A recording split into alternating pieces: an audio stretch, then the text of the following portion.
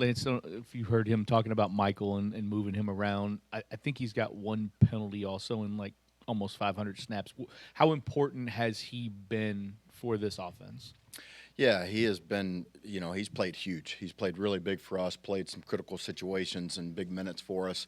And Coach mentioned it, a guy that we can move around, that we trust in multiple positions. And with the injuries that we've had up front and just offensively, that's been critical for him to help this offense in different ways. And I think people forget how different it is to play left tackle as opposed to left guard, and then move over and play right tackle or right guard, and to be able to play all four of those positions.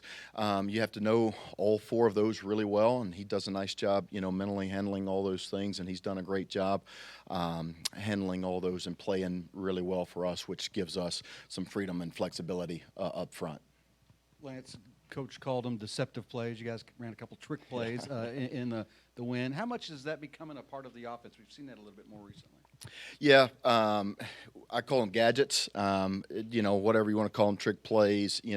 Our guys love them. We have them up each and every week. I think, the flow of the game and also the defense dictates where and when you call them, if you call them. Sometimes we've worked a couple of those plays that we've run the last couple of weeks. We've repped them, 3 or 4 weeks or since the beginning of the season in training camp. And so, we kind of have an area on our call sheet that, we have a package of those plays and we carry them each and every week. And, sometimes you get them dialed up, sometimes you don't. But our players love them. They feed off of them. They have, they're kind of fun plays.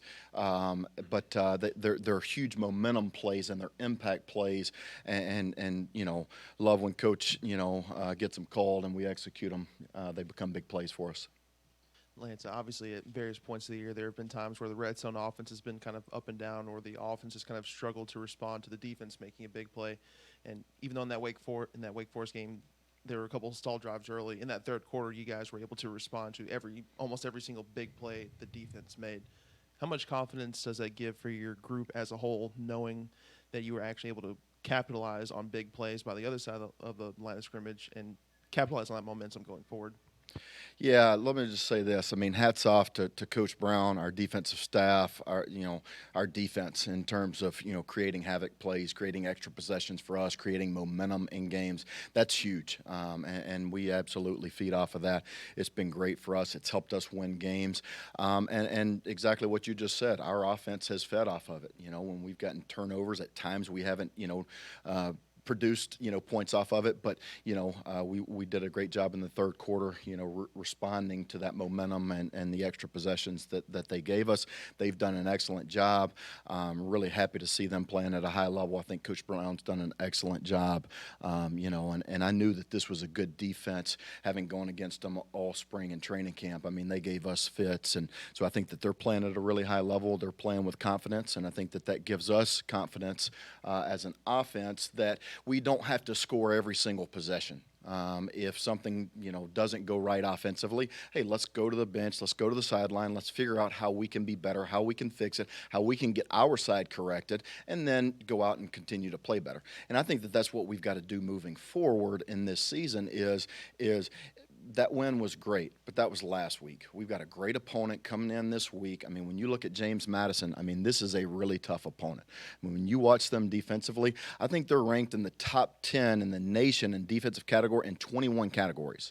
I mean, they are really good. They're really well coached. They fly around. They create. They're second nationally in creating havoc plays. So whether it's tackle for losses, turnovers, I mean, they create a ton of havoc plays. And so we've got our work cut out for us this week. We have to accept the challenge of trying to get better each and every week and knowing that we're facing a good opponent this weekend.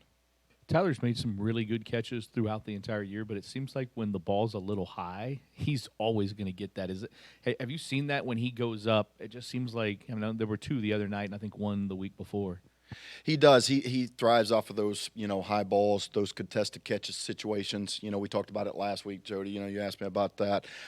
Just contested catches, and he's got great body control with the ball in the air. He goes up. He's like a basketball player. He can go rebound the ball at the highest point, and that's what you have to do, when the ball is up in the air. But he really likes the ball when it's elevated. Him and Malik have worked on that, and we talk about that in practice, actually. We have a period in practice where we're just throwing on air, and he wants the ball elevated, and Malik's he's, working on throwing the ball and, him being able to have great balance and body control and go up and, snatch the ball out of the air. And so I think, his, background as a basketball player and, all the things that he does, allows him to go up and find the ball and have a big catch radius. Is Lance piggybacking off of that? What more do you need to see from Tyler to kind of be a little more reliable and just be that go-to guy, I guess, for Malik? Yeah, I think he's done a great job of, when his number is called, maximizing his opportunities, but continuing to do that and continuing to create separation down the field. He had one opportunity on a third down where it was a bang play. We throw, we call a stop route on third and I think 8 or 9, and it's bang, kind of getting held at the top of the route, but it's one of those catches that he normally makes, and I expect him to make it. He expects himself to make it, and so I think continuing to make those plays continues to give not only Malik confidence to throw him the ball, but also us confidence to put him in those situations and then call plays to get him the ball when the game's on the line or in those critical situations. So continuing to do those things.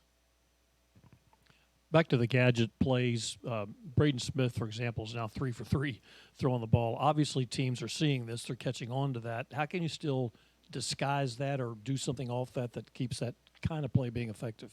Yeah, that's a great point, and I think Braden is one of those guys. But, we've also tried to find different ways to package those, gadget plays, whether it's, him touching the ball first or second, finding ways to motion him. Just like this week, we kind of hit him in the backfield. We went tempo and hit him in the backfield behind Malik, trying to bank on the fact that a tempo play and, no huddle play, a situation where we're going fast, we're hiding him in the pistol behind Malik. The defense doesn't have time to necessarily recognize him.